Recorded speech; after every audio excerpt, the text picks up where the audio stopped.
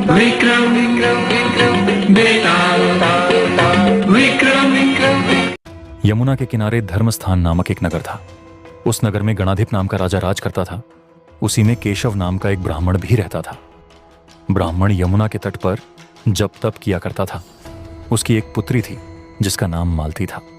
वह बड़ी रूपवती थी। जब वह ब्याह के योग्य हुई तो उसके माता पिता और भाई को चिंता हुई।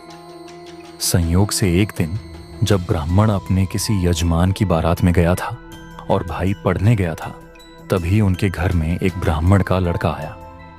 लड़की की मां ने उसके रूप और गुणों को देखकर उससे कहा कि मैं तुमसे अपनी लड़की का ब्याह करूंगी।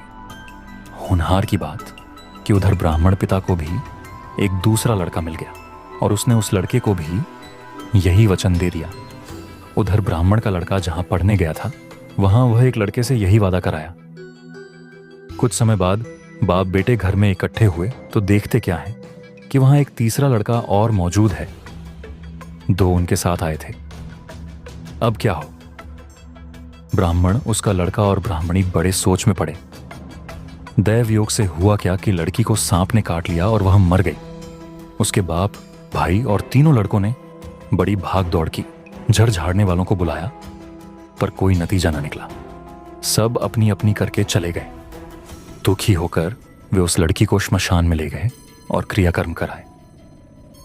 तीनों लड़कों में से एक ने तो उसकी हड्डियां चुन लीं और फकीर बनकर जंगल में चला गया। दूसरे ने राख की गठरी बांधी और वहीं झोपड़ी डालकर रहने लगा। तीसरा योगी होकर देश देश घूमने लगा। एक दिन की बात है, वह तीसरा लड़का घूमते घामते किसी नगर में पहुंचा और एक ब्राह्मणी के घर भोजन करने बैठा। जैसे ही उस घर की ब्राह्मणी भोजन परोसने आई कि उसके छोटे लड़के ने उसका आंचल पकड़ लिया। ब्राह्मणी से अपना आंचल छुड़ाने की बहुत कोशिश की लेकिन कोई फायदा नहीं हुआ। ब्राह्मणी को बड़ा गुस्सा आया।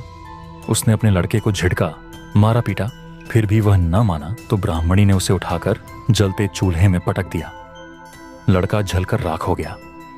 ब्राह्मण बिना भोजन किए ही उठ खड़ा हुआ। घर वालों ने बहुतेरा कहा पर वह भोजन करने के लिए राजी ना हुआ।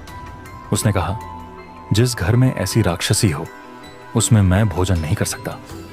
इतना सुनकर वह आदमी भीतर गया और संजीवनी विद्या की पोथी लाकर एक मंत्र पढ़ा। जलकर राख हो चुका लड़का फिर से जीवित हो गया। यह देखकर ब्राह्मण सोचने लगा कि अगर यह पोथी मेरे हाथ पड़ जाए तो मैं भी उस लड़की को फिर से जिंदा कर सकता हूं। इसके बाद उसने भोजन किया और वहीं ठहर गया। जब रात को सब खा पी कर सो गए तो वह ब्राह्मण चुपचाप वह पोथी लेकर चल दिया। जिस स्थान पर उस लड़की को जलाया गया था वहां जाकर उसने देखा कि दूसरे लड़के वहां बैठे बातें कर रहे हैं।